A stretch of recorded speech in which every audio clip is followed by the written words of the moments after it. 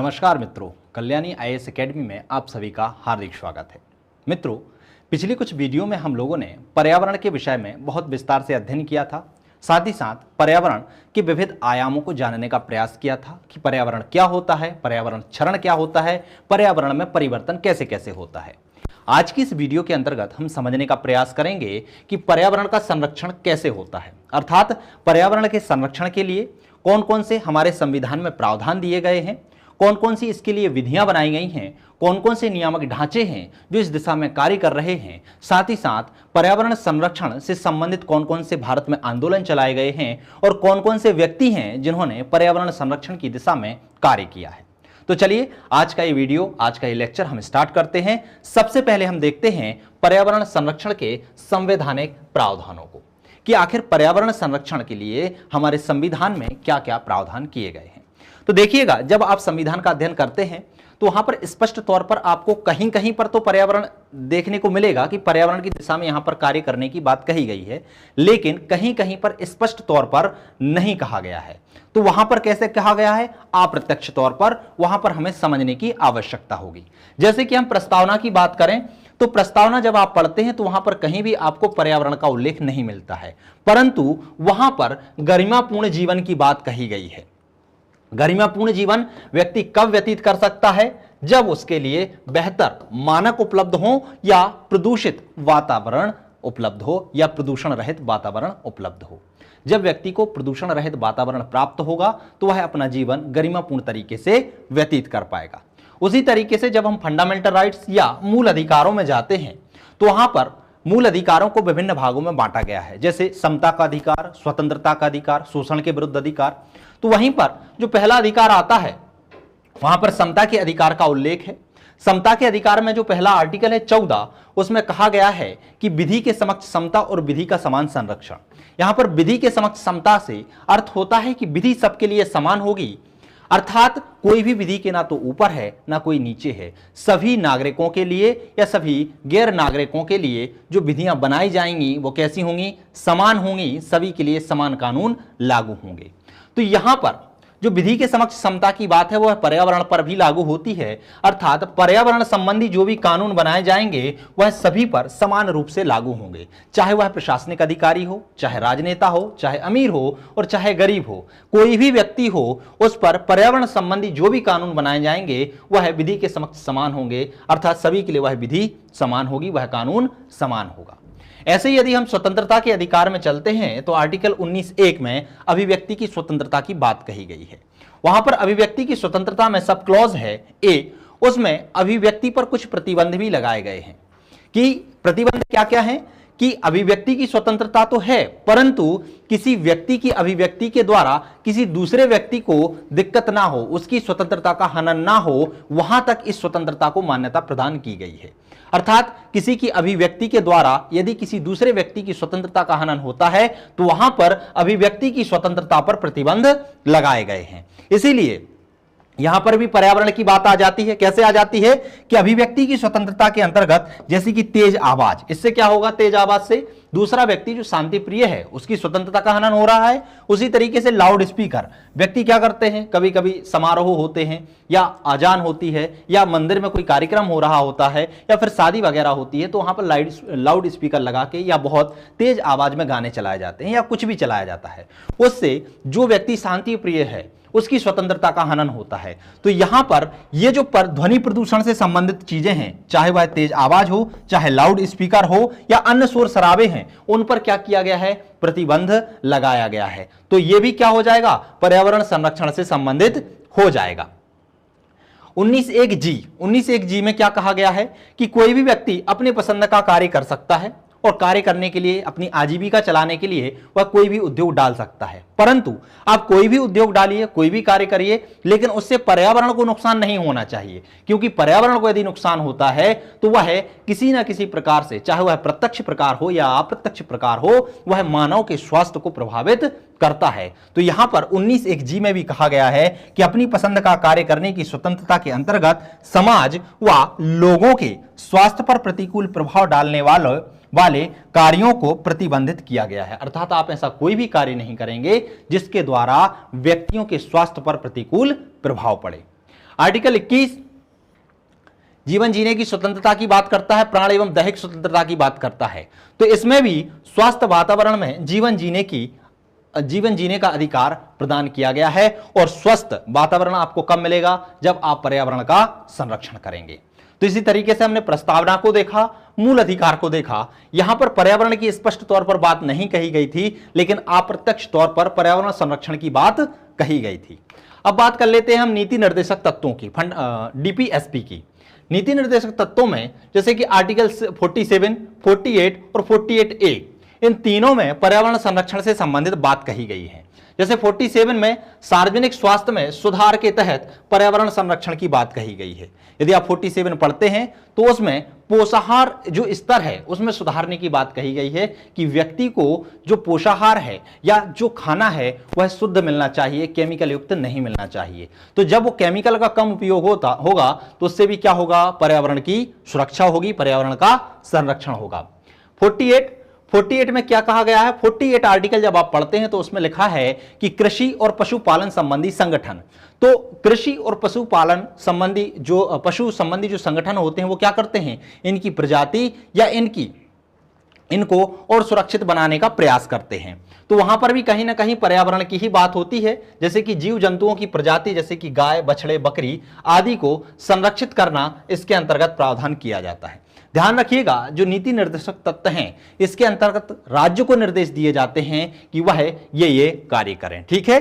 और मौलिक कर्तव्यों के अंतर्गत क्या किया जाता है? नागरिकों को निर्देश दिए जाते हैं कि आपको ये कार्य करना है। तो राज्य को क्या क्या कार्य दिए गए हैं 47 के अंतर्गत? कि सार्वजनिक स्वास्थ्य में सुधार के तहत पर्यावरण का संरक्षण करना, 48 में जीव जंतुओं की प्रजाति को संरक्षित करना, और 48A में वन एवं वन्य जीवों की सुरक्षा करना। इन तीन चीजों में पर्यावरण संरक्षण से संबंधित उल्लेख है। बात करते हैं मौलिक कर्तव्य जो कि नागरिकों के लिए प्रदान किए गए हैं। नागरिकों से कहा गया है कि आपका इस दिशा में कार्य करने का कर्तव्य बनता है। उसमें 58A के जी में क्या कहा गया है कि प्राकृतिक पर्यावरण संबंधित चीजों की रक्षा करना और उनको बढ़ावा देना। अर्थात जो प्राकृतिक पर्यावरण है उससे संबंधित कोई भी चीजें हैं, चाहे जीव जंतु हो, चाहे वनस्पति हो, उसका हमें क्या करना है? उसकी हमें रक्षा करना है। साथ ही साथ उनको हमें बढ़ावा देना है ताकि वह बहुत अच्छे से समृद्ध हो सकें। फिर हम स्थानीय स्वशासन की बात करते हैं। स्थानीय स्वशासन के अंतर्गत ग्रामीण प्रशासन और नगरीय प्रशासन दोनों आते हैं। दोनों में जब आप कार्य देखते हैं तो ग्रामीण प्रशासन के अंतर्गत ग्राम पंचायत को भी कार्य दिए गए हैं कि आप क्षेत्रीय स्तर पर ये काम करेंगे। उसी तरीके से नगरीय स्तर पर भी नगरीय पंचायत के अंतर्गत कार्य दिए गए हैं। तो उनके अंतर्गत मृदा संरक्षण, जल प्रबंधन, वनों का संरक्षण संबंधित बहुत सारे कार्य पंचायतों को और नगर पालिकाओं को प्रदान किए गए हैं कि आपको इनकी दिशा में कार्य करना है। न्यायपालिका की बात करते हैं तो न्यायपालिका में आर्टिकल 32 और आर्टिकल 226 इनमें पर्यावरण से संबंधित या पर्यावरण संरक्षण से संबंधित उल्लेख किए गए हैं। कैसे किए गए हैं? मान लीजिए कि मौलिक अधिकार के अंतर्गत किसी भी व्यक्ति के अधिकारों का हनन हो रहा है जो कि पर्यावरण से संबंधित है, तो न्यायालय आर्टिकल 32 के अंतर्गत सुप्रीम कोर्ट और आर्टिकल 226 के अंतर्गत हाई कोर्ट इसके अंतर्गत रिट जारी कर सकता है। अर्थात पर्यावरण से संबंधित कोई भी अधिकारों का यदि हनन होता है तो सुप्रीम कोर्ट आर्टिकल 32 के अंतर्गत और हाई कोर्ट आर्टिकल 226 के अंतर्गत रिट जारी कर सकता है और रिट जारी करके उन अधिकारों की रक्षा कर सकता है। तो क्लियर हुआ पर्यावरण से संबंधित या पर्यावरण संरक्षण से संबंधित हमारे संविधान में क्या क्या उपबंध हैं। अब हम बात कर लेते हैं कि पर्यावरण संरक्षण से संबंधित विधियां कौन कौन सी हैं, नीतियां कौन कौन सी हैं और नियामक ढांचे कौन कौन से हैं। सबसे पहले हम देखते हैं कि पर्यावरण संरक्षण क्या कहलाता है। तो पर्यावरण संरक्षण से तात्पर्य क्या होता है? पर्यावरण की सुरक्षा, अर्थात आपको किसी ना किसी तरीके से पर्यावरण की सुरक्षा करनी है और वही सुरक्षा क्या कहलाती है? पर्यावरण संरक्षण कहलाता है। अब पर्यावरणीय कानून क्या होते हैं? तो पर्यावरण संरक्षण की दिशा में जो भी नियम बनाए जाते हैं जिनसे पर्यावरण को नुकसान ना पहुंचे, पर्यावरण की रक्षा हो, वह क्या कहलाते हैं? पर्यावरणीय कानून। ऐसे नियम जिनका मुख्य लक्ष्य क्या होता है? वातावरण का संरक्षण करना होता है, क्या कहलाते हैं? पर्यावरणीय कानून कहलाते हैं। ध्यान रखिए, पर्यावरणीय कानून कुछ भी हो सकते हैं, स्थानिक हो सकते हैं, प्रादेशिक हो सकते हैं, क्षेत्रीय हो सकते हैं, राष्ट्रीय हो सकते हैं या फिर अंतरराष्ट्रीय हो सकते हैं। अर्थात इनका क्षेत्र निर्धारित नहीं होता, ये किसी भी प्रकार के हो सकते हैं, क्षेत्रीय से लेके अंतरराष्ट्रीय तक ये हो सकते हैं। इनका केंद्रीय तत्व होता है पर्यावरण प्रदूषण को नियंत्रित करना एवं प्राकृतिक संसाधनों का संरक्षण करना। अर्थात पर्यावरण का संरक्षण कैसे होगा? जब आप पर्यावरण को प्रदूषित करने वाले कारकों को नियंत्रित करें। अब पर्यावरण प्रदूषण कितने प्रकार का होता है? बहुत सारे प्रकार का होता है। जल प्रदूषण होता है, वायु प्रदूषण होता है, मृदा प्रदूषण होता है, ऐसे बहुत सारे प्रदूषित होते हैं। ध्वनि प्रदूषण होता है। तो यदि आप उन प्रदूषणों को नियंत्रित कर लेंगे, उनके कारकों पर नियंत्रण पा लेंगे, तो उससे पर्यावरण संरक्षण स्वतः ही हो जाएगा। साथ ही जहां तो प्राकृतिक संसाधन होते हैं जिनका दोहन अंधाधुंध होता है, उन संसाधनों का भी हम संरक्षण कर सकते हैं। तो जो पर्यावरण संबंधी कानून होते हैं, पर्यावरणीय कानून होते हैं, इनका मुख्य उद्देश्य क्या होता है, मुख्य लक्ष्य क्या होता है? वातावरण का संरक्षण करना, साथ ही साथ पर्यावरण प्रदूषण पर नियंत्रण करना और प्राकृतिक संसाधनों का संरक्षण करना। क्लियर हुआ? चलिए अब हम बात कर लेते हैं कि इस दिशा में कौन कौन से नियामक ढांचे हैं, कौन कौन से सम्मेलन हुए हैं जो पर्यावरण संरक्षण से संबंधित हैं। सबसे पहला सम्मेलन हुआ था स्टॉकहोम सम्मेलन, जो कब हुआ था? 1972 में हुआ था, 1972 में हुआ था। यह पर्यावरण संरक्षण की दिशा में प्रथम प्रयास था। इसके पहले पर्यावरण संरक्षण की दिशा में अंतरराष्ट्रीय स्तर पर कोई भी प्रयास नहीं किए गए थे। 1972 में पहला प्रयास किया गया था और वह कहां किया गया था? स्टॉकहोम में किया गया था। इसलिए इसे स्टॉकहोम सम्मेलन कहा जाता है। कब किया गया था ये आपको ध्यान रखना है। तो 1972 में किया गया था। इसलिए पूछा जाता है कि पर्यावरण संरक्षण की दिशा में प्रथम प्रयास कब किया गया था या किस सम्मेलन के तहत किया गया था? तो ध्यान रखिएगा, स्टॉकहोम सम्मेलन 1972 के द्वारा किया गया था। इसी सम्मेलन में 5 जून को विश्व पर्यावरण दिवस घोषित किया गया था कि प्रत्येक वर्ष 5 जून को विश्व पर्यावरण दिवस के रूप में मनाया जाएगा। साथ ही साथ पर्यावरण संकट को दूर करने हेतु 25 सूत्रीय घोषणा पत्र भी तैयार किया गया था। क्या तैयार किया गया था? 25 सूत्रीय घोषणा पत्र भी तैयार किया गया था। ध्यान रखिए दोस्तों, यहां से जो प्रश्न बनने वाले हैं वह 3 नंबर या 5 नंबर में बन सकते हैं। आपसे सीधा दे दिया जाएगा स्टॉकहोम सम्मेलन क्या है लिखिए, या फिर दे दिया जाएगा 25 सूत्रीय घोषणा पत्र किस सम्मेलन के तहत आया था। तो ये आपको ध्यान रखना है। क्लियर है? इसलिए इनको हम ज्यादा डिटेल में न जाके जो महत्वपूर्ण चीजें हैं उनको ही समझते हुए चलेंगे। अगला है पृथ्वी शिखर सम्मेलन। पृथ्वी शिखर सम्मेलन कब हुआ था? 1992 में हुआ था। जो स्टॉकहोम सम्मेलन है इसकी 20वीं वर्षगांठ के उपलक्ष्य में पृथ्वी शिखर सम्मेलन का आयोजन किया गया था। और इसका आयोजन कहां हुआ था? ब्राजील की राजधानी रियो डी जेनेरो में हुआ था। कहां हुआ था? रियो डी जेनेरो में हुआ था। पृथ्वी शिखर सम्मेलन भी पर्यावरण से संरक्षण से ही संबंधित था। इसमें इसे अर्थ समिट या प्रथम पृथ्वी शिखर सम्मेलन के नाम से जाना जाता है। तो ध्यान रखिएगा, जो 1992 में रियो डी जेनेरो में जो सम्मेलन हुआ था, जो स्टॉकहोम सम्मेलन 1972 की 20वीं वर्षगांठ के उपलक्ष्य में हुआ था, उसे ही प्रथम पृथ्वी शिखर सम्मेलन या अर्थ समिट के नाम से जाना जाता है। इसमें क्या क्या किया गया था? तो इसमें टिकाऊ विकास हेतु एजेंडा 21 को स्वीकृति दी गई थी। टिकाऊ विकास या सतत विकास, जिसके अंतर्गत वर्तमान की आवश्यकताओं को पूरा करते हुए भविष्य की आवश्यकताओं को भी ध्यान में रखा जाता है, ताकि संसाधनों का दोहन इस तरीके से किया जा सके ताकि भविष्य की पीढ़ियों को उनकी कमी महसूस ना हो। तो इसमें टिकाऊ विकास हेतु एजेंडे 21 को स्वीकृति मिली थी। किसके द्वारा? पृथ्वी शिखर सम्मेलन को। तो ये चीजें आपको ध्यान रखनी है, ये 3 नंबर में आपसे पूछी जा सकती हैं। फिर क्योटो सम्मेलन। क्योटो कब हुआ था? 1997 में हुआ था। क्योंकि ये जापान के शहर क्योटो में हुआ था, इसलिए इसे क्योटो सम्मेलन कहा जाता है। ग्लोबल वार्मिंग और जलवायु परिवर्तन की चुनौतियों से निपटने के लिए 1992 में UNFCCC एक संधि है जो अस्तित्व में आई थी। और इसी संधि की जो तीसरा सम्मेलन था, जो कॉप के नाम से होता है, इसके जितने भी सम्मेलन होते हैं कॉप के नाम से होते हैं, तो इसका कॉप तीसरा सम्मेलन हुआ था। कब हुआ था? 1997 में जापान के क्योटो में हुआ था, इसलिए इसे क्योटो सम्मेलन कहा जाता है। तो ये आपको ध्यान रखना है। इसके अंतर्गत किसकी बात कही गई थी? जलवायु परिवर्तन के संरक्षण से संबंधित बात की गई थी। अर्थात जलवायु परिवर्तन करने वाली या ग्लोबल वार्मिंग करने वाली जो गैसें होती हैं उनको नियंत्रित करने, उनमें कटौती करने की बात क्योटो प्रोटोकॉल के अंतर्गत कही गई थी। इसमें कार्बन उत्सर्जन में कटौती कर उसे 1990 वर्ष के स्तर तक ले जाने का उद्देश्य रखा गया था। अर्थात 1990 में जो कार्बन का स्तर था, 1997 में उसे उस स्तर तक ले जाने की बात कही गई थी कि जो 1997 में स्तर कार्बन का बढ़ चुका था उसे हम 1990 के स्तर तक ले जाएं। तो इससे क्या करना पड़ेगा? हमें कार्बन उत्सर्जन में कटौती करनी पड़ेगी। और कटौती करने के लिए इसमें कार्बन क्रेडिट की बात की गई थी। कार्बन क्रेडिट क्या होता है? कार्बन क्रेडिट के अंतर्गत क्या होता है कि पूरे विश्व के जो देश होते हैं उन्हें बांट दिया जाता है और हर देश के लिए एक लिमिट निर्धारित कर दी जाती है कि आपको इस सीमा तक कार्बन का उत्सर्जन करना है, अर्थात इससे ज्यादा नहीं करना है। अब होता क्या था कि बहुत सारे देश हैं जो विकसित हैं, कुछ देश हैं जो अल्प विकसित हैं, कुछ देश हैं जो अविकसित हैं। तो उन देशों की आवश्यकताओं के आधार पर कार्बन उत्सर्जन कहीं पर ज्यादा होता था तो कहीं पर कम होता था। तो इस लिमिट को निर्धारित करके कार्बन उत्सर्जन में कटौती की बात कही गई थी।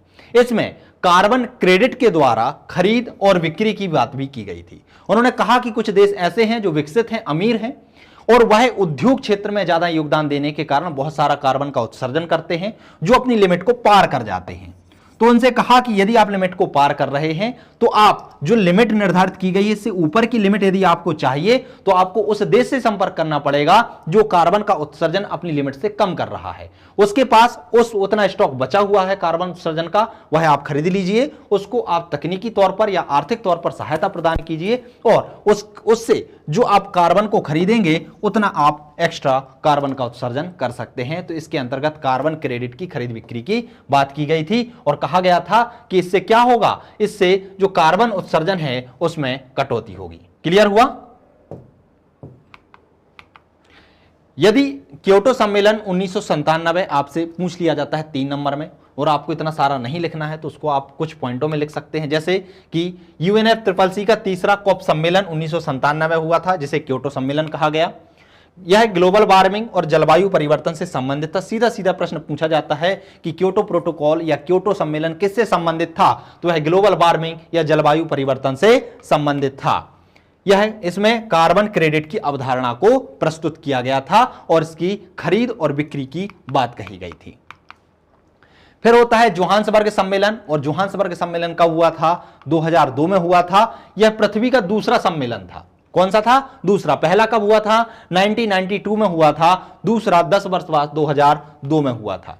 उद्देश्य था सतत विकास को हासिल करना। सतत विकास अर्थात इस तरीके का विकास हो ताकि वर्तमान पीढ़ी की आवश्यकताओं को पूरा करते हुए हम भविष्य की पीढ़ी की आवश्यकताओं को भी पूरा कर सकें। फिर नूसा दुआ सम्मेलन जो हुआ था 2007 में हुआ था। यह क्योटो प्रोटोकॉल के स्थान पर नई संधि पर विचार किया गया, अर्थात क्योटो प्रोटोकॉल के अंतर्गत जो हम जलवायु परिवर्तन या कार्बन उत्सर्जन करने वाली गैसें हैं उन पर प्रतिबंध करने की बात कर रहे थे लेकिन वह उतना सक्सेस नहीं हो पा रहा था। तो उसके स्थान पर एक नई संधि की बात कही गई और वह नई संधि किसके अंतर्गत आई थी? नूसा दुआ सम्मेलन 2007 के अंतर्गत आई थी। यह इंडोनेशिया की वाली द्वीप के नूसा में आयोजित हुआ था, इसलिए इसे नूसा दुआ सम्मेलन कहा जाता है। फिर कोपेनहेगन शिखर सम्मेलन 2009 में आयोजित किया गया। यह डेनमार्क की राजधानी कोपेनहेगन में हुआ था, इसलिए इसे कोपेनहेगन शिखर सम्मेलन कहा जाता है। तो ये आपको ध्यान रखना है, यह भी किससे था? जलवायु परिवर्तन से संबंधित था। फिर रियो+20 सम्मेलन 2012 में आया। रियो जो सम्मेलन था उसकी 20वीं वर्षगांठ के आधार पर 2012 में एक नया सम्मेलन आया जिसे रियो+20 सम्मेलन के नाम से जाना गया। यह पृथ्वी सम्मेलन की 20वीं वर्षगांठ पर आयोजित हुआ था। कब हुआ था? 20वीं वर्षगांठ। हमने देखा था कि 1992 में जो पहला पृथ्वी शिखर सम्मेलन था वह कहां पर आयोजित हुआ था? ब्राजील की राजधानी रियो डी जेनेरो में, इसलिए इसे रियो सम्मेलन भी कहा जाता है। उसके 20वीं वर्षगांठ पर कौन सा होगा? पृथ्वी शिखर सम्मेलन जो होगा तो उसे रियो+20 नाम दे दिया गया कि रियो डी जेनेरो में जो सम्मेलन हुआ था जिसे प्रथम पृथ्वी शिखर सम्मेलन कहा गया था उसमें यदि हम 20 साल और जोड़ देते हैं तो उसके आधार पर नया सम्मेलन है, उसे रियो+20 नाम दे दिया गया। उद्देश्य था सतत विकास, वहां भी टिकाऊ विकास की बात कही गई थी, यहां भी सतत विकास का उद्देश्य रखा गया। साथ ही साथ प्रौद्योगिकी एवं वित्त का हस्तांतरण की बात की गई। इसमें कहा गया कि जो अल्प विकसित देश हैं उनके लिए जो विकसित देश हैं वह तकनीकी का हस्तांतरण करें, प्रौद्योगिकी का हस्तांतरण करें, वित्त का हस्तांतरण करें ताकि वो भी देश प्रगति के मार्ग पर आगे बढ़ पाए। रामसर सम्मेलन 1971 में हुआ था। रामसर सम्मेलन थोड़ा सा इससे हटके है क्योंकि यह आर्द्र भूमि से संबंधित है। कहां पर हुआ था? ईरान के रामसर नामक शहर में हुआ था, इसलिए इसे रामसर सम्मेलन कहा जाता है। यह आर्द्र भूमि संरक्षण से संबंधित था। भारत में 26 स्थलों को रामसर स्थल माना गया है तथा 6 और आर्द्र भूमियां रामसर बनने की कवायद में अभी भी लगी हुई हैं। यदि आपसे पूछा जाएगा रामसर सम्मेलन तो सीधा 3 नंबर में पूछा जाएगा, तो आपको क्या लिखना है कि रामसर सम्मेलन कब हुआ, कहां हुआ और किससे ये संबंधित है। 3-4 चीजें आपको ध्यान रखना है। तो कब हुआ था? 1971 में हुआ था। कहां पर हुआ था? ईरान के रामसर में हुआ था। और किससे संबंधित था? तो आर्द्र भूमि संरक्षण से संबंधित था। अब बात कर लेते हैं पर्यावरण संरक्षण संबंधी भारतीय विधान कौन कौन से हैं। तो ये देखिए दोस्तों, हम लोगों ने कौन कौन से सम्मेलन हुए इनकी बात कर ली, साथ ही साथ हमारे संविधान में क्या क्या प्रावधान थे इनकी बात कर ली। अब हम बात करते हैं कि पर्यावरण संरक्षण संबंधी भारत में कौन कौन से विधान बनाए गए हैं। तो एक तो हमने देखा था कि संविधान में कुछ प्रावधान किए गए थे, दूसरा कुछ नियम और विनियम बनाए गए हैं जिनके अंतर्गत बहुत सारे अधिनियम पारित किए गए हैं जो कि पर्यावरण संरक्षण से संबंधित हैं। देख लेते हैं कौन कौन से हैं। तो सबसे पहले हम संविधान की बात करते हैं। तो संविधान में मूल कर्तव्य के 51A में पर्यावरण संरक्षण से संबंधित बात कही गई है। उसी तरीके से नीति निर्देशक तत्वों में आर्टिकल 48A में भी पर्यावरण और वन्यजीवों के संरक्षण से संबंधित बात कही गई है। फिर इसके बाद कुछ अधिनियम बनाए गए हैं, जैसे वन्य जीव संरक्षण अधिनियम 1972 आया था। फिर वन सुरक्षा अधिनियम 1980 लाया गया। उसके बाद पर्यावरण सुरक्षण अधिनियम 1986 लाया गया। ध्यान रखिएगा, ये डेटें आपको, ये सन आपको याद रखने हैं। ये सीधे सीधे पूछे जाते हैं, आपसे पूछ लिया जाएगा पर्यावरण सुरक्षा अधिनियम कब लागू किया गया था, कब आया था। तो ये सन आपको याद रखना है कि पर्यावरण सुरक्षा अधिनियम 1986 में आया था, वन सुरक्षा अधिनियम 1980 में आया था, वन्य जीव संरक्षण अधिनियम 1972 में आया था। और भी अधिनियम हैं जिनको हम समझने का भी आगे प्रयास करेंगे, लेकिन आपको बता दूं कि इनको ज्यादा डिटेल में नहीं पढ़ना है। क्यों? क्योंकि आपसे सीधा सीधा प्रश्न या तो 5 नंबर में पूछा जाएगा या 3 नंबर में। 3 नंबर में पूछा जाएगा तो आपसे यहां पर सन पूछे जाएंगे, और यदि 5 नंबर में प्रश्न पूछा जाता है तो सीधा लिख दिया जाएगा पर्यावरण संरक्षण संबंधी भारतीय विधान कौन कौन से हैं। तो आप यहां पर डायरेक्ट इनके नाम बस लिख दीजिए, तो उतने में आपका काम हो जाएगा। अगला है जैव विविधता अधिनियम 2002, अनुसूचित जनजाति और अन्य परंपरागत वन निवासी अधिनियम 2006। उसके बाद आता है जल प्रदूषण नियंत्रण एवं निवारण अधिनियम 1974। यह किससे था? जल प्रदूषण और नियंत्रण से संबंधित था। फिर जल प्रदूषण उपकर अधिनियम 1977 आता है, और फिर आता है वायु प्रदूषण नियंत्रण एवं निवारण अधिनियम 1981। तो जल भी दिया है, वायु भी दिया है, पर्यावरण भी दिया है, जैव विविधता भी दिया है, वन सुरक्षा भी दिया है, और वन्य जीव संरक्षण भी दिया हुआ है। इन सभी के द्वारा पर्यावरण संबंधी विधान बनाने का प्रयास भारत में किया गया। अब बात कर लेते हैं भारत द्वारा पर्यावरण के लिए उठाए गए कदम कौन कौन से हैं। पर्यावरण के संरक्षण के क्षेत्र में भारत ने आखिर कौन कौन से कदम उठाए हैं। तो देखिए दोस्तों, धारणीय विकास, सतत विकास की अवधारणा को साकार करने के लिए मैंने आपको बताई है परिभाषा, धारणीय विकास, सतत विकास क्या होता है, जिसमें आप संसाधनों का उपयोग वर्तमान पीढ़ी की आवश्यकताओं को ध्यान में रखकर करते हैं। साथ ही साथ इसमें आपको भविष्य की पीढ़ी, जो भविष्य में आने वाली पीढ़ी है, उसकी आवश्यकताओं को भी ध्यान रखना होता है। अर्थात आप संसाधनों का दोहन इस तरीके से करते हैं ताकि आपकी वर्तमान आवश्यकताओं की पूर्ति तो हो ही, साथ ही साथ भविष्य में आने वाली पीढ़ियों के लिए भी वह संसाधन सुरक्षित रूप से बचे रहें। तो अब कब बचे रहेंगे? हम तो क्या कर रहे थे कि जो ऊर्जा प्राप्त करने के लिए जो परंपरागत स्रोत हैं उनका अंधाधुंध दोहन कर रहे थे, जिससे कोयले की मात्रा भी कम हो रही थी, प्राकृतिक गैसों की मात्रा भी कम हो रही थी, और इससे पर्यावरण को प्रदूषण भी बहुत ज्यादा हो रहा था। तो इसके लिए भारत में धारणीय विकास की संकल्पना को साकार करने के लिए भारत में नवीनीकृत ऊर्जा संसाधनों पर बल दिया गया। ऐसे ऊर्जा संसाधनों को खोजा गया जिनके भंडारण असीमित हों, जिनका दोहन करने पर या जिनका उपयोग करने पर पर्यावरण को ना के बराबर नुकसान हो, तो इस पर बल दिया गया।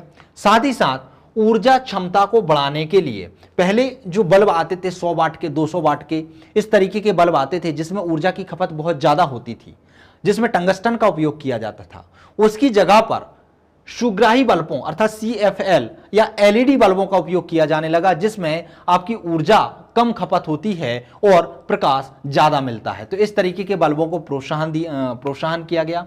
भारत में प्रत्येक टन कोयले पर 25 रुपए कर की दर को निर्धारित किया गया, ताकि जो कोयले का उत्पादन हो रहा है या कोयले का जो दोहन हो रहा है वह कम कर सकें, और उससे प्राप्त जो कर है, जो टैक्स है, उसे हम नवीनीकृत ऊर्जा स्रोतों को बढ़ावा देने के लिए लगा सकें। 2017 तक सभी थर्मल प्लांटों को सुपर क्रिटिकल पावर प्लांटों में बदलने का भी लक्ष्य इसके अंतर्गत रखा गया। परिवहन क्षेत्रों में उत्सर्जन गहनता को कम करने के लिए हम देख रहे हैं कि जिस तरीके से समय बढ़ता जा रहा है, जनसंख्या भी बहुत तीव्र गति से बढ़ रही है। जनसंख्या बहुत तीव्र गति से बढ़ने के साथ साथ सड़कों पर वाहनों की मात्रा भी बहुत ज्यादा बढ़ रही है। अब वाहनों की मात्रा बढ़ने से उनसे निकलने वाली गैसों की मात्रा, उनसे निकलने वाले धुएं की मात्रा भी बढ़ रही है, जिससे पर्यावरण प्रदूषण बहुत तीव्र गति से बढ़ रहा है। तो इसको सुरक्षित रखने के लिए, पर्यावरण को सुरक्षित रखने के लिए वाहनों की संख्या तो हम कम नहीं कर सकते, लेकिन इस तरीके के वाहनों को हम सड़कों पर उतार सकते हैं जिससे पर्यावरण को प्रदूषण ना हो, साथ ही साथ उनसे ऊर्जा की खपत भी कम हो। तो इसके लिए सरकार ने बैटरी, सीएनजी या जैव ईंधन चलित वाहनों का व्यवसायिक निर्माण करना प्रारंभ किया है और उनको प्रोत्साहन दिया है ताकि इनका उपयोग लोग ज्यादा से ज्यादा करें। 10 मिलियन हेक्टेयर अतिरिक्त जंगल लगाने के लिए ग्रीन इंडिया मिशन भी प्रारंभ किया है भारत सरकार के द्वारा, ताकि जंगल अधिक से अधिक लगाया जा सके, वृक्ष अधिक से अधिक लगाए जा सके, जिससे पर्यावरण में जो प्रदूषण हो रहा है उसकी मात्रा को कम किया जा सके। तो भारत सरकार के द्वारा या भारत में जो पर्यावरण है उस संरक्षण की दिशा में बहुत सारे कदम उठाए गए हैं, जिसके अंतर्गत धारणीय विकास की अवधारणा को साकार करने के लिए नवीनीकृत ऊर्जा संसाधनों को बढ़ावा देने की बात कही गई है। जो परंपरागत ऊर्जा स्रोत हैं उनसे टैक्स बढ़ाकर उनके कर का उपयोग नवीनीकृत ऊर्जा संसाधनों में लगाने की बात कही गई है। थर्मल प्लांटों को सुपर क्रिटिकल पावर प्लांटों में बदलने की बात कही गई है। जो वाहन चल रहे हैं उन्हें बैटरी, सीएनजी या जैव ईंधन के रूप में चलाने की बात कही गई है। साथ ही साथ और अधिक वृक्षों को लगाने की बात इसके अंतर्गत कही गई है। अब बात कर लेते हैं पर्यावरण संबंधी नियामक ढांचे कौन कौन से हैं, या फिर पर्यावरण संबंधी अंतर्राष्ट्रीय संस्थाएं कौन कौन सी हैं जो पर्यावरण संरक्षण की दिशा में कार्य करती हैं। अब यहां से इसको स्टार्ट करने से पहले मैं आपको बता दूं कि यहां से प्रश्न किस तरीके के बन सकते हैं। तो यहां से प्रश्न भी 3 या 5 नंबर के ही बन सकते हैं। 3 नंबर में जो प्रश्न है उसमें सिर्फ आपको 2 या 3 फैक्ट ही लिखने होते हैं, क्योंकि 2 लाइनें आपकी दी होती हैं। तो आपको थोड़े से फैक्ट ही देख के चल रहे हैं कि नियामक ढांचा कौन कौन सा है, मतलब यह नियामक ढांचा कब बना या इसका उद्देश्य क्या है। तो लगभग आप जितने भी नियामक ढांचे देखेंगे उनका लगभग उद्देश्य एक ही होगा, पर्यावरण का संरक्षण करना। तो एक तो पॉइंट आपका ये हो जाएगा कि कोई भी संगठन आपसे पूछे तो आप उसमें क्या लिख देंगे कि इसका उद्देश्य क्या है, पर्यावरण का संरक्षण करना। बस 1 या 2 फैक्ट और आपको याद करने होंगे। एक उसका फुल फॉर्म भी आपसे पूछा जा सकता है। जैसे हम विगत वर्षों के प्रश्न पत्रों को देखें तो वहां पर इन संगठनों से सीधे सीधे उनका शॉर्ट फॉर्म दे दिया जाता है और वहां से आपको उनका फुल फॉर्म पूछा जाता है। तो ये भी आपको ध्यान रखना है। तो 2 पॉइंट हो जाएंगे, एक फुल फॉर्म याद रखेंगे आप, एक गठन याद रखेंगे, और तीसरा क्या रखेंगे कि यह किससे संबंधित है या इसका उद्देश्य क्या है। 3 फैक्ट आप कैसे याद हो जाएंगे तो 3 नंबर का प्रश्न आपसे आसानी से बन जाएगा। 5 नंबर के प्रश्न में सीधा सीधा प्रश्न आ जाएगा कि पर्यावरण संबंधी नियामक ढांचा कौन कौन सा है। यह प्रश्न 200 शब्दों में भी बन सकता है, आपको सीधा सीधा दे दिया जाएगा, आपको नियामक ढांचे डिटेल में लिखने होंगे। चलिए स्टार्ट करते हैं। सबसे पहले देखते हैं आईपीसीसी। आईपीसीसी का फुल फॉर्म क्या है? Inter governmental panel on climate change. क्या क्या है? Inter governmental panel on climate change. विश्व मौसम संगठन तथा संयुक्त राष्ट्र कार्यक्रम के द्वारा 1998 में इसका गठन किया गया था। तो कब किया गया था? 1988 में किया गया था। कब किया गया था? 1988 में, 1988 में इसका गठन किया गया था। तो आपको क्या ध्यान रखना है याद कि आईपीसीसी का फुल फॉर्म क्या है? तो इसका फुल फॉर्म है inter governmental panel on climate change. इसका गठन कब किया गया था? 1988 में किया गया था। इसका उद्देश्य क्या है? तो इसका उद्देश्य है जलवायु परिवर्तन के प्रभावों का अध्ययन करना, कि जलवायु परिवर्तन का आखिर मानव पर या पर्यावरण पर क्या प्रभाव पड़ रहा है। फिर आता है UNFCCC। UNFCCC का फुल फॉर्म क्या होता है? United nation framework convention on climate change. इसका गठन कब किया गया था? जो अर्थ समिट हुई थी 1992 में, उसी के तहत एक संधि की बात कही गई थी, उसी संधि के तहत इसका गठन किया गया था। जलवायु परिवर्तन पर संयुक्त राष्ट्र रूपरेखा अभिसमय एक अंतरराष्ट्रीय पर्यावरण संधि है। इस पर 1992 के पृथ्वी शिखर सम्मेलन में सहमति बनी थी और इसका गठन भी 1992 में ही किया गया था। उद्देश्य क्या है? वातावरण में जो हरित गैसें हैं, जो ग्रीन हाउस गैसें हैं, उनकी सांद्रता को कम करना है, उनमें कटौती करना है। अर्थ समिट के द्वारा भी यही बात कही गई थी, इसमें भी यही बात की गई है। ग्रीन पीस अंतरराष्ट्रीय पर्यावरण संगठन के रूप में इसकी स्थापना कब की गई थी? तो 1971 में की गई थी। ग्रीन पीस की स्थापना कब की गई थी? 1971 में की गई थी। ये क्या है? एक गैर सरकारी संगठन है जो पर्यावरण के क्षेत्र में कार्य करता है।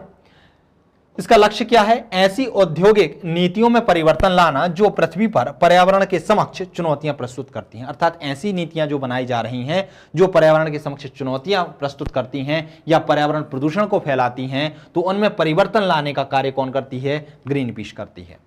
IUCN, IUCN का फुल फॉर्म क्या होता है? International union for conservation of nature and natural resources, इसका फुल फॉर्म होता है। पारिस्थितिकी संगठनों का अध्ययन करने एवं उन पर सुझाव देने हेतु इसका गठन कब किया गया था? 1948 में किया गया था। कब किया गया था? 1948 में किया गया था। क्यों किया गया था? पारिस्थितिकी संकटों का अध्ययन करना और उन पर सुझाव देना, इस हेतु इसका गठन किया गया था। 1969 से यह विलुप्त प्राय, असुरक्षित और दुर्लभ जीवों तथा पादपों से संबंधित रेड डाटा बुक जारी करता है। तो प्रश्न सीधा सीधा पूछा जाता है कि रेड डाटा बुक किसके द्वारा जारी की जाती है? तो किसके द्वारा जारी की जाती है? IUCN के द्वारा जारी की जाती है। रेड डाटा बुक में क्या होता है? तो रेड डाटा बुक में जो विलुप्त प्राय जीव हैं, जो संकटग्रस्त क्षेत्रों में आते हैं या जिनकी स्पीसीज समाप्त होने की कगार पर आ चुकी है, या जो असुरक्षित हैं, या ऐसे जीव हैं जो बहुत दुर्लभ तरीके से प्राप्त होते हैं, या जिनकी संख्या दिन ब दिन घटती जा रही है, अब उसमें जीव और पादप दोनों आते हैं, तो उनको इस बुक में श्रेणीबद्ध किया गया है। बहुत सारी श्रेणियां दी गई हैं, जिसमें पहले विलुप्त प्राय जीव, फिर थोड़े से संकटग्रस्त क्षेत्र वाले जीव, इस तरीके से अलग अलग उनकी श्रेणियां इसमें दी गई हैं। इसका मुख्यालय कहां पर है? तो इसका मुख्यालय है स्विट्जरलैंड में, आपको ध्यान रखना है। किसका? IUCN का। तो IUCN का मुख्यालय कहां पर है? स्विट्जरलैंड में है। इसका गठन कब किया गया था? तो 1948 में किया गया था। यह क्या जारी करता है? तो रेड डाटा बुक जारी करता है। और रेड डाटा बुक में किस चीज का उल्लेख होता है? तो जो संकटग्रस्त या विलुप्त प्राय जीव हैं या वनस्पति हैं, उनका उल्लेख इसके अंतर्गत किया जाता है। तो बहुत सारे 3 नंबर के प्रश्न इससे बन सकते हैं। इसका सहायक संगठन कौन है? WWF है, यह भी आपको ध्यान रखना है।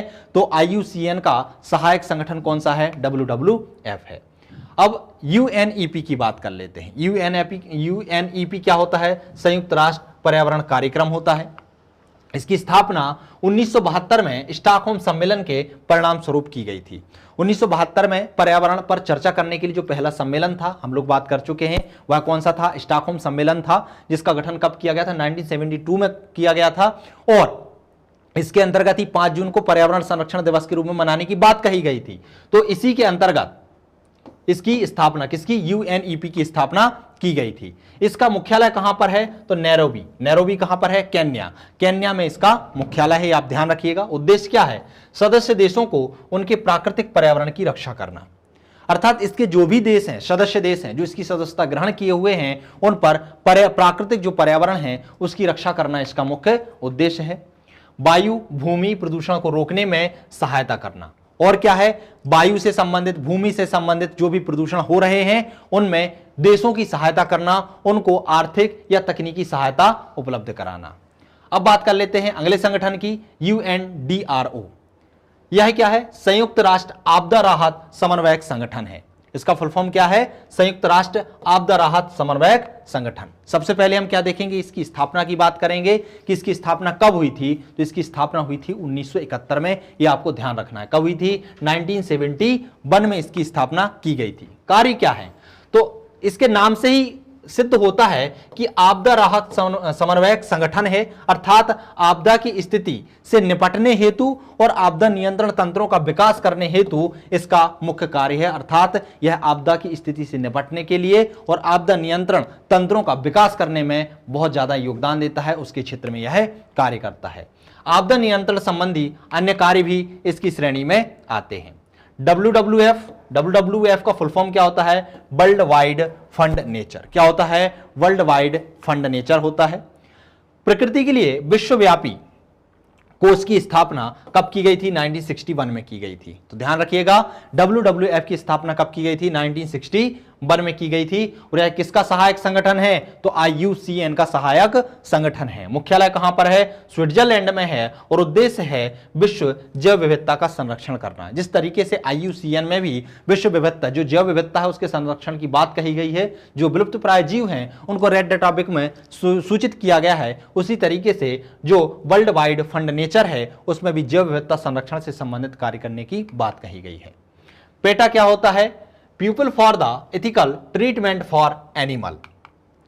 यह विश्व का सबसे बड़ा पशु अधिकार संगठन है, अर्थात पशुओं की दिशा में कार्य करने, पशु संरक्षण की दिशा में कार्य करने वाला सबसे बड़ा संगठन कौन सा है? पेटा है।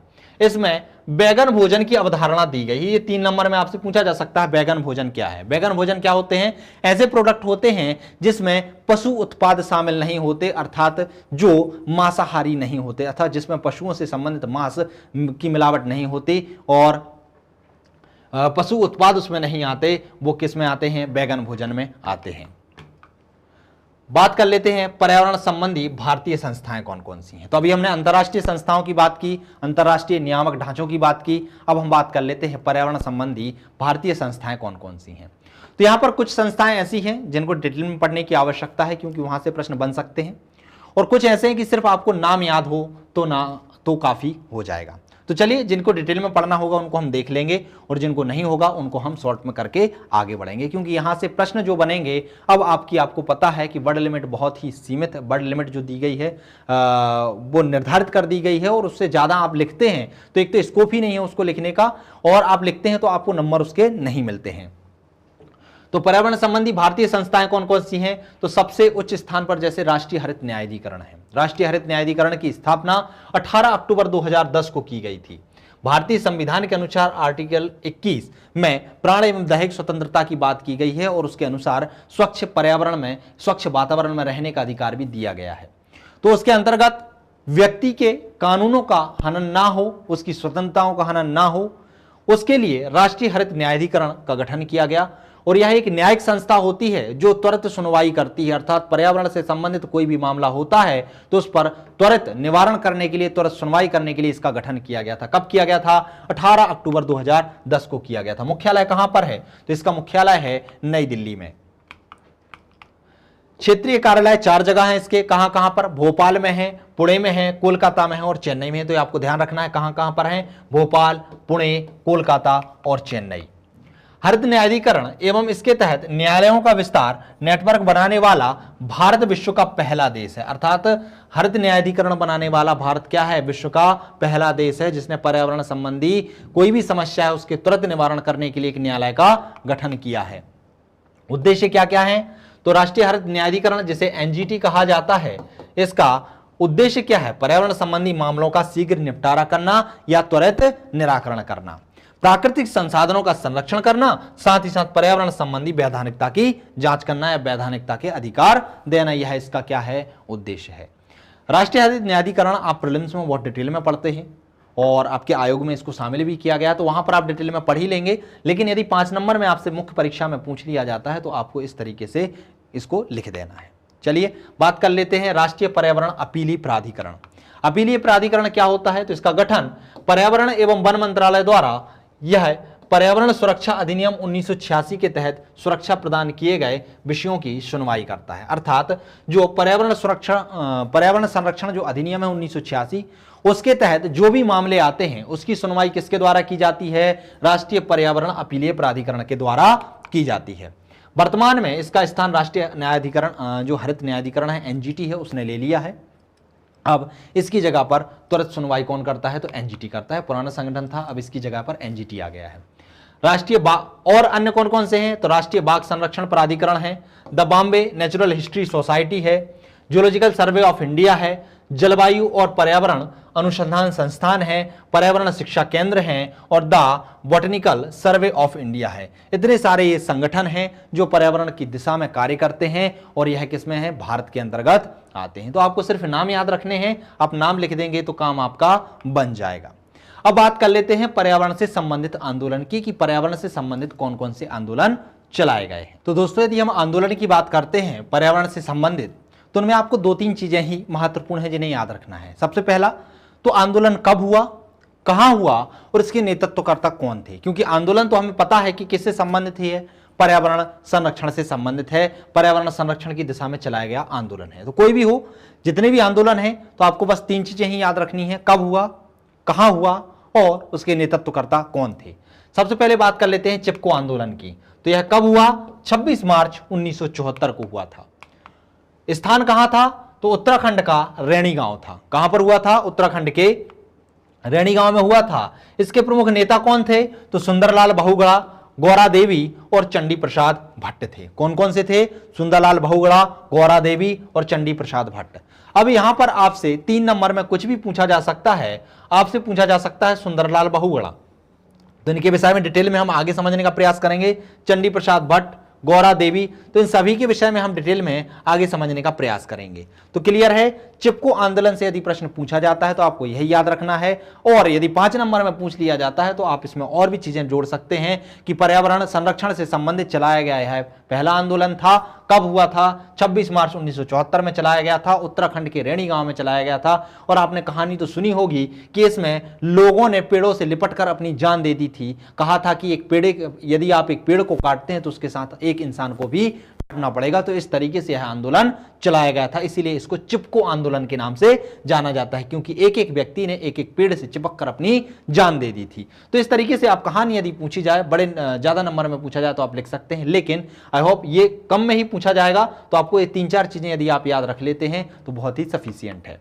बात करते हैं अगले आंदोलन की, जिसे कहते हैं नर्मदा बचाओ आंदोलन। यह आंदोलन मध्य प्रदेश में चलाया गया था। इसका उद्देश्य था नर्मदा नदी पर बहुउद्देशीय बांध परियोजनाओं को रोकना, क्योंकि नर्मदा नदी पर बहुत बड़ी बड़ी बहुउद्देशीय बांध परियोजनाएं चलाई जा रही थी, बनाई जा रही थी, जिसके कारण बहुत सारा जंगल काटा जा रहा था। क्योंकि जहां कहीं भी बांध बनता है वह पहाड़ी क्षेत्र या पर्वतीय क्षेत्र होता है, क्योंकि 2 जगह से तो पर्वत उसे घेरे रहता है, एक जगह बंद कर दिया जाता है। अब इसके अंतर्गत जो जल भरता है तो जितने भी वृक्ष इसके अंतर्गत आते हैं उन्हें काट दिया जाता है। तो इससे क्या होता है? पर्यावरण को बहुत ज्यादा क्षति पहुंचती है। तो जो भी पर्यावरणविद होते हैं, पर्यावरण के संरक्षण की दिशा में कार्य करते हैं, वह इन बड़ी बड़ी परियोजनाओं का विरोध करते हैं और विरोध स्वरूप आंदोलन चलाते हैं।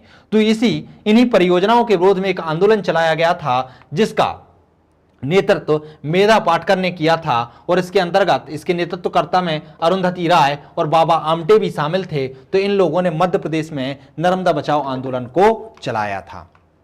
बात करते हैं अपिक्को आंदोलन। तो जिस तरीके से उत्तर भारत में चिपको आंदोलन चलाया गया था, उसी तरीके से दक्षिण भारत में अपिक्को आंदोलन चलाया गया था। कब चलाया गया था? 1983 में चलाया गया था। कहां पर चलाया गया था? तो कर्नाटक के उत्तरी क्षेत्र में चलाया गया था। यह अहिंसात्मक एवं चिपको आंदोलन से प्रभावित था, अर्थात इसमें किसी को कष्ट नहीं पहुंचाया गया, किसी को कुछ दर्द नहीं दिया गया, इसमें खुद दर्द सहन किया गया और आंदोलन को पूर्ण किया गया। नेतृत्वकर्ता कौन से थे? तो इसके पांडुरंग हेगड़े थे। कौन थे? पांडुरंग हेगड़े थे। तो ये तो हुए क्या? आंदोलन। अब बात कर लेते हैं पर्यावरण से जुड़े व्यक्तित्व की, कि कौन कौन से व्यक्ति हैं जिन्होंने पर्यावरण के क्षेत्र में बहुत सारे कार्य किए हैं। यहां से भी 3 नंबर में प्रश्न बन सकता है। 3 नंबर में व्यक्ति का नाम दे दिया जाएगा और आपसे पूछा जाएगा कि इस व्यक्ति के विषय में आप लिखिए।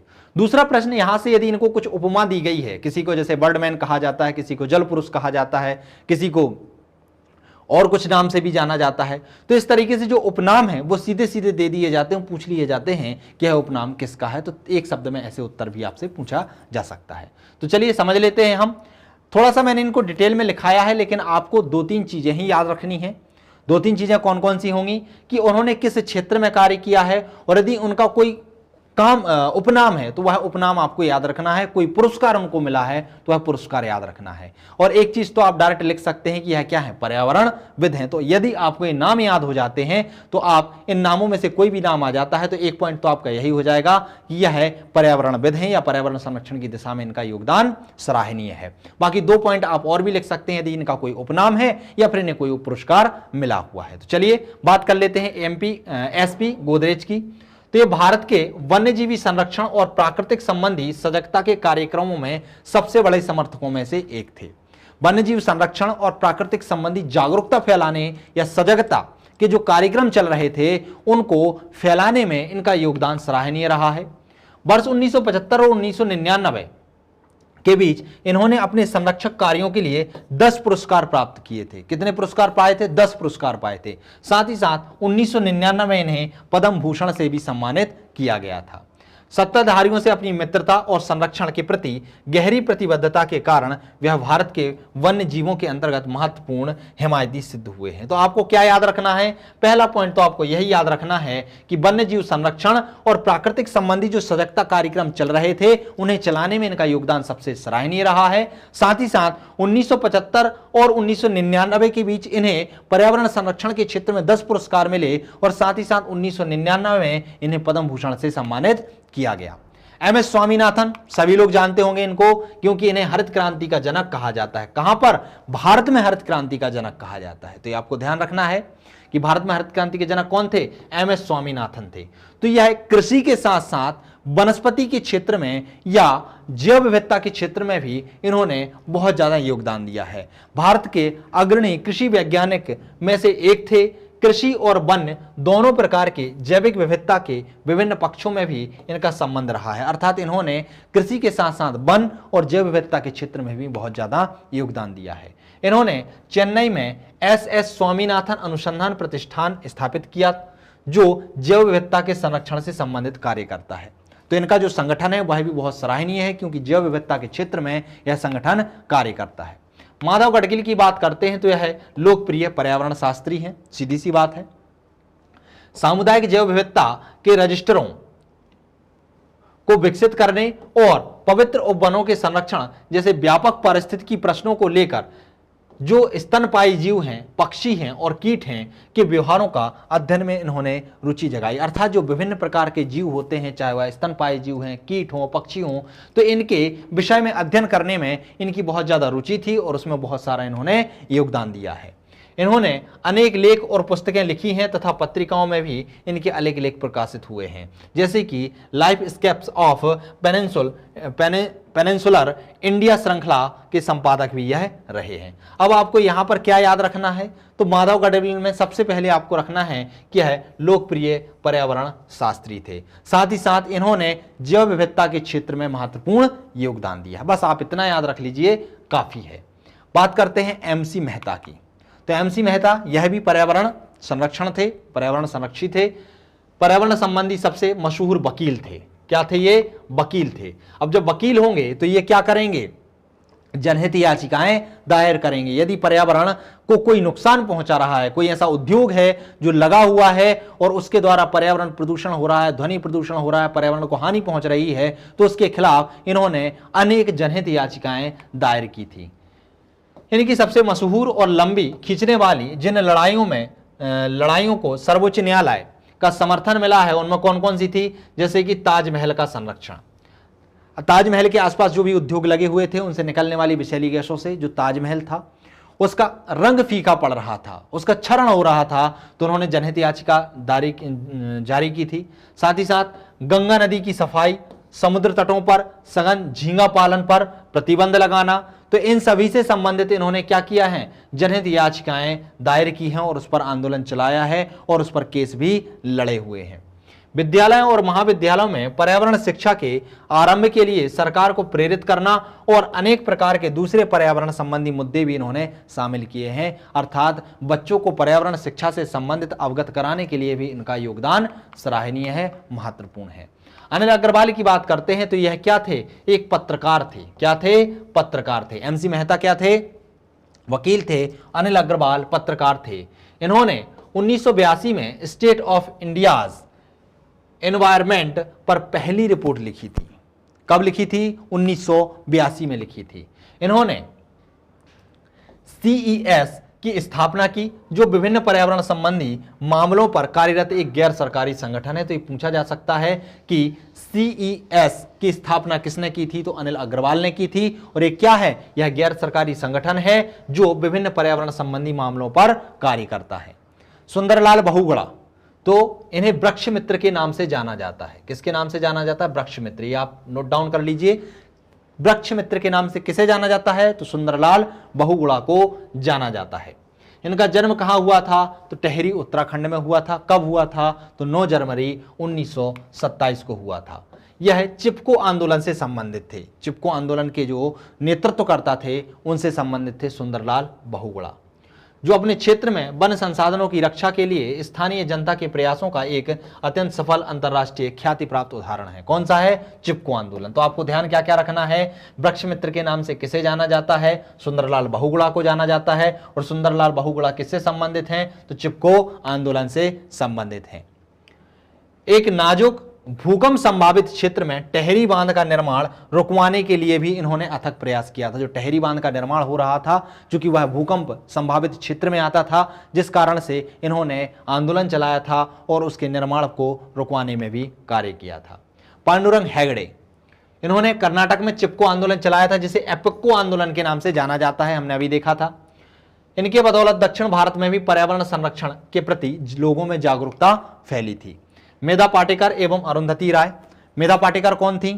तो मध्य प्रदेश में नर्मदा बचाओ आंदोलन से संबंधित थी, दोनों थी, अरुंधति राय और मेधा पाटेकर, दोनों ने ही नर्मदा बचाओ आंदोलन चलाया था। और नर्मदा नदी पर जो बहुउद्देशीय परियोजनाएं चल रही थी, जो कि जैसे मुख्यतः सरदार सरोवर बांध या इंदिरा गांधी जो परियोजनाएं थी, उन पर प्रतिबंध लगाने की बात इन्होंने कही थी, उसके लिए इन्होंने आंदोलन चलाया था। मेधा पाटकर ने नर्मदा बचाओ आंदोलन की शुरुआत की। इसके अंतर्गत नर्मदा नदी पर विभिन्न निर्माणाधीन बांध परियोजनाओं का विरोध किया और पर्यावरणीय नुकसान के साथ ही आदिवासी जनजातियों के अधिकारों का अतिक्रमण भी कर रही थी, अर्थात अधिकारों का जो अतिक्रमण हो रहा था उसकी भी रक्षा करने के लिए इन्होंने यह आंदोलन चलाया था। राजेंद्र सिंह। राजेंद्र सिंह को जल संरक्षण के संदर्भ में किए गए प्रयासों के लिए जाना जाता है, इसलिए इन्हें जल पुरुष भी कहा जाता है। तो पूछा जा सकता है आपसे कि भारत का जल पुरुष किसे कहा जाता है, तो राजेंद्र सिंह को कहा जाता है। जल संरक्षण के लिए अनेक प्रयासों से प्रभावित होकर विश्व की अनेक संस्थाओं ने इन्हें पुरस्कार प्रदान किए हैं, जिसमें मैक्सेस अवार्ड, स्टॉकहोम वाटर प्राइज प्रमुख हैं। जो स्टॉकहोम वाटर प्राइज है, इसे नोबेल वाटर प्राइज कहा जाता है, अर्थात जल के क्षेत्र का नोबेल पुरस्कार कहा जाता है। तो यह भी राजेंद्र सिंह को प्राप्त हुआ है। इन्होंने परंपरागत जल स्रोतों को तात्कालिक विधि से जोड़कर राजस्थान में कई क्षेत्रों में पानी की आपूर्ति को सुगम बनाया, अर्थात राजस्थान में पानी की कमी है और उस पानी की कमी को पूर्ण करने में भी इन्होंने अथक प्रयास किए हैं और बहुत ज्यादा योगदान दिया है। जीडी अग्रवाल एक प्रसिद्ध वैज्ञानिक थे। क्या थे? प्रसिद्ध वैज्ञानिक थे और सिविल इंजीनियर थे, इसलिए इन्हें पर्यावरणीय इंजीनियर भी कहा जाता है। इन्होंने गंगा बचाओ आंदोलन में सक्रिय कार्यरत रहे हैं, इन्हें पर्यावरणीय इंजीनियर भी कहा जाता है। वर्तमान में ये स्वामी ज्ञान स्वरूप सानंद के नाम से जाने जाते हैं। किसके नाम से जाने जाते हैं? स्वामी ज्ञान स्वरूप सानंद के नाम से जाने जाते हैं। तो ये भी पॉइंट आपको याद रखना है। सलीम अली, बर्डमैन के नाम से इन्हें जाना जाता है, पक्षी वैज्ञानिक के नाम से जाना जाता है। और ये क्या है? पक्षी वैज्ञानिक के साथ साथ प्रकृतिवेत्ता भी हैं। इन्हें बर्डमैन, भारत का बर्डमैन के नाम से जाना जाता है, ये भी आपको ध्यान रखना है। इन्होंने ही पहली बार पक्षियों का व्यवस्थित सर्वे करवाया और इन्होंने बुक ऑफ इंडियन वर्ड्स नामक एक किताब लिखी थी। क्या लिखी थी? Book of Indian words. पक्षियों के क्षेत्र में इन्होंने बहुत ज्यादा अनुसंधान किए और उसके संबंध में जानकारी एकत्रित की। ये 1947 के बाद भारत में बने संगठन बॉम्बे नेचुरल हिस्ट्री सोसाइटी के प्रमुख व्यक्तियों में से भी एक थे। इन्हीं के व्यक्तिगत प्रयासों से केवलादेव नेशनल पार्क जो भरतपुर है का निर्माण किया गया तथा जो साइलेंट वैली है उसमें विनाश को रोकने का भी इन्होंने कार्य किया था। उसमें जो हो रहे विनाश हो रहा था उसको भी रोकने का इन्होंने प्रयास किया था। तो आपको यहां पर इतनी सारी जानकारी याद ना रखकर सिर्फ 4-5 चीजें याद रखनी है कि सलीम अली को क्या कहा जाता है? भारत का बर्डमैन कहा जाता है और पक्षी वैज्ञानिक और प्रकृतिवेत्ता हैं ये, ठीक है। और क्या लिख सकते हैं आप? और आपको याद रखना है कि इन्होंने केवलादेव नेशनल पार्क का निर्माण करवाया था और साथ ही साथ साइलेंट वैली में जो विनाश हो रहा था उसमें उसको भी रोकने में इन्होंने महत्वपूर्ण योगदान दिया था। 1976 में इन्हें पद्म विभूषण पुरस्कार से सम्मानित किया गया था। इनके नाम पर जम्मू कश्मीर में एक राष्ट्रीय उद्यान एवं गोवा में वन्यजीव अभ्यारण्य भी खोला गया है या उसका निर्माण करवाया गया है। प्रोफेसर माधव गडगिल एक भारतीय पारिस्थितिकी विज्ञानी हैं। क्या है? पारिस्थितिकी विज्ञानी हैं। इन्होंने जनसंख्या, जीव विज्ञान, संरक्षण, जीव विज्ञान एवं मानव पारिस्थितिकी जैसे विषयों पर शोध किया है। प्रोफेसर माधव गडगिल पश्चिमी घाट परितंत्र विशेषज्ञ पैनल 2010 के चेयरमैन भी रह चुके हैं। इन्होंने 2015 में प्रतिष्ठित टाइगर अवार्ड से सम्मानित किया गया है। तो टाइगर अवार्ड से किन्हें सम्मानित किया गया था 2015 में? तो प्रोफेसर माधव गडगिल को किया गया था। च्वेवांग नॉरफेल क्या थे? तो यह भी एक सिविल इंजीनियर थे। कौन थे? सिविल इंजीनियर थे और इन्हें आइसमैन कहा जाता था। क्या कहा जाता था? आइसमैन के नाम से जाना जाता था। प्रश्न पूछा जा सकता है कि आइसमैन के नाम से किन्हें जाना जाता है? तो च्वेवांग नॉरफेल को जाना जाता है। नॉरफेल ने भारत में अत्यंत ठंडे एवं उच्च क्षेत्रों में कृत्रिम ग्लेशियर का निर्माण किया था। किसका निर्माण किया था? कृत्रिम ग्लेशियर, अर्थात तकनीकी के रूप में ग्लेशियरों का निर्माण किया था, जिससे लेह लद्दाख क्षेत्र में पानी की समस्या में कमी आई थी। इन्हें जमनालाल बजाज एवं पद्मश्री पुरस्कार से भी नवाजा जा चुका है। इनके कृत्रिम ग्लेशियर के ऊपर फिल्म का निर्माण भी किया गया है। किसने किया था? आरती श्रीवास्तव द्वारा किया गया था। और वह डॉक्यूमेंट्री का नाम क्या था? White night. क्या नाम था? White night. तो ये प्रश्न पूछा जा सकता है कि व्हाइट नाइट डॉक्यूमेंट्री है वह किस पर आधारित है या किस पर लिखी गई है। चंडी प्रसाद भट्ट। चंडी प्रसाद भट्ट गांधी जी की विचारधारा को मानने वाले पर्यावरणविद और सामाजिक कार्यकर्ता थे। 1964 गोपेश्वर में देसोली ग्राम स्वराज संघ की इन्होंने स्थापना की थी। बाद में चलकर चिपको आंदोलन का मातृ संगठन सिद्ध हुआ था। तो जो चिपको आंदोलन का जो मातृ संगठन है वो कौन सा था? यही था गोपेश्वर में देसोली ग्राम स्वराज संघ। ये क्या था? चिपको आंदोलन का मातृ संगठन था, जिसका गठन किसके द्वारा किया गया था? चंडी प्रसाद भट्ट के द्वारा किया गया था। ये चिपको आंदोलन के प्रमुख कार्यकर्ता थे, जिसके लिए इन्हें 1982 में सामुदायिक नेतृत्व करने के लिए रमन मैग्सेसे पुरस्कार से भी नवाजा गया था। इन्हें भारत सरकार द्वारा 2005 में पद्म भूषण पुरस्कार और 2013 में गांधी शांति पुरस्कार से भी नवाजा गया है।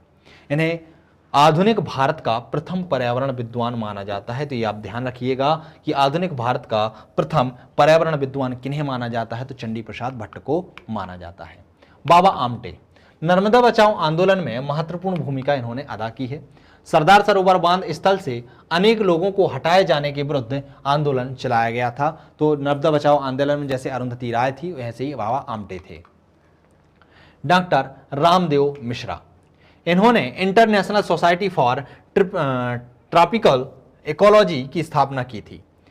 इन्हें भारत में पारिस्थितिकी का जनक कहा जाता है। तो ये आपको ध्यान रखना है कि भारत में पारिस्थितिकी का जनक किन्हें कहा जाता है? तो डॉक्टर रामदेव मिश्रा को कहा जाता है। किसे कहा जाता है? रामदेव मिश्र को कहा जाता है। जगदीश बावला। जगदीश बावला कौन थे? तो यह उत्तराखंड के निवासी थे, पर्यावरणविद थे। इन्होंने वर्ष 2008 में व्यक्तिगत श्रेणी का इंदिरा गांधी पर्यावरण पुरस्कार प्रदान किया गया था। कौन सा पुरस्कार? इंदिरा गांधी पर्यावरण जो पुरस्कार है उन्हें पर्यावरण के क्षेत्र में महान योगदान देने के लिए प्रदान किया गया था।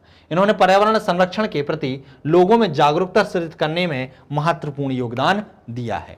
बात कर लेते हैं डॉक्टर सतीश कुमार शर्मा की। तो राजस्थानी मरुस्थल के पक्षियों पर प्रभाव के अध्ययन हेतु 1992 में डॉक्टर सलीम अली फेलोशिप दी जाती है। सलीम अली कौन थे? वर्डमैन थे, उन्हीं के नाम पर यह फेलोशिप दी जाती है। और यह फेलोशिप 1992 में किन्हें दी गई थी? सतीश कुमार शर्मा को दी गई थी। इन्होंने क्या काम किया था? तो इन्होंने राजस्थानी मरुस्थल के पक्षियों पर पड़ने वाले प्रभाव, राजस्थानी जो मरुस्थल है उसका पक्षियों पर क्या प्रभाव पड़ता है उसका अध्ययन किया था। Professor doctor Jagdish Shukla. तो डॉक्टर शुक्ला का जन्म उत्तर प्रदेश के बलिया जिले के मिड्डर नामक गांव में हुआ था। अमेरिका के जॉर्ज मेंसर विश्वविद्यालय में भारतीय मूल के प्रोफेसर डॉक्टर जगदीश शुक्ला को अप्रैल 2008 में वॉशिंगटन डीसी में 52वां IMO पुरस्कार प्रदान किया गया था। इतना ज्यादा याद करने की जरूरत नहीं है, बस इतना याद रख लीजिए कि प्रोफेसर डॉक्टर जगदीश शुक्ला क्या थे? पर्यावरणविद थे, जिनका जन्म उत्तर प्रदेश के बलिया के मिड्डा नामक गांव में हुआ था। लतिका नाथ, इन्हें टाइगर प्रिंसेस कहा जाता है। यह ध्यान रख लीजिए, लतिका नाथ को क्या कहा जाता है? टाइगर प्रिंसेस के नाम से जाना जाता है। यह उपलब्धि उन्हें वर्ष 2018 में हासिल की गई थी। यह भारत की प्रथम महिला वर्ल्ड लाइफ बायोलॉजिस्ट हैं। तो यह भी आपको ध्यान रखना है। अब बात करते हैं कैलाश सांखल्य की। कैलाश सांखला राजस्थान में जन्मे थे और इन्हें टाइगर मैन कहा जाता है। क्या कहा जाता है? टाइगर मैन कहा जाता है। वह फादर ऑफ टाइगर प्रोजेक्ट के नाम से भी जाना जाता है। टाइगर मैन व फादर ऑफ टाइगर प्रोजेक्ट के नाम पर इनके ही योगदान से टाइगर प्रोजेक्ट 1973 में चालू किया गया था और फिर वहां से टाइगर प्रोजेक्ट कार्यक्रम संचालित हुआ था। रविंद्र कुमार सिन्हा। बिहार में जन्मे रविंद्र कुमार सिन्हा को डॉल्फिन मैन के नाम से जाना जाता है, डॉल्फिन मैन ऑफ इंडिया। तो ये आपको बस नाम याद रख लेना है कि रविंद्र कुमार सिन्हा को किस नाम से जाना जाता है? डॉल्फिन मैन ऑफ इंडिया के नाम से जाना जाता है। टाइगर मैन के नाम से किसने जाना जाता है? तो कैलाश सांखल्य को जाना जाता है। अनूप मिश्रा की बात कर लेते हैं। तो यह भवानी प्रसाद मिश्र जो कि भवानी प्रसाद मिश्र थे, उनके महान कवि भी रहे हैं भवानी प्रसाद मिश्र। इनके पुत्र थे अनूप मिश्र जो कि बहुत बड़े पर्यावरणविद भी थे। इनका संबंध विशेष रूप से मध्य प्रदेश के पर्यावरण संरक्षण से रहा है। अनिल माधव दवे की बात करते हैं तो जन्मे अनिल माधव दवे का संबंध पर्यावरण संरक्षण से है। ये भूतपूर्व राज्यसभा के सदस्य और पर्यावरण मंत्री भी रहे हैं। तो दोस्तों ये हुई पर्यावरण संरक्षण से संबंधित बातें कि पर्यावरण संरक्षण से संबंधित कौन कौन सी विधियां हैं, कौन कौन से संवैधानिक प्रावधान हैं, भारत में इसके लिए क्या क्या किया गया है, इसके लिए कौन कौन से संगठन अंतर्राष्ट्रीय स्तर पर या भारतीय स्तर पर कार्य कर रहे थे, पर्यावरण संरक्षण से संबंधित कौन कौन से आंदोलन चलाए गए थे, साथ ही साथ कौन कौन से व्यक्ति हैं जिन्होंने पर्यावरण संरक्षण की दिशा में अपना योगदान दिया है। तो दोस्तों इस वीडियो में इतना ही, मिलते हैं अगले वीडियो में अगले टॉपिक के साथ। तब तक आप लोग बने रहिए हमारे साथ, तब तक के लिए नमस्कार।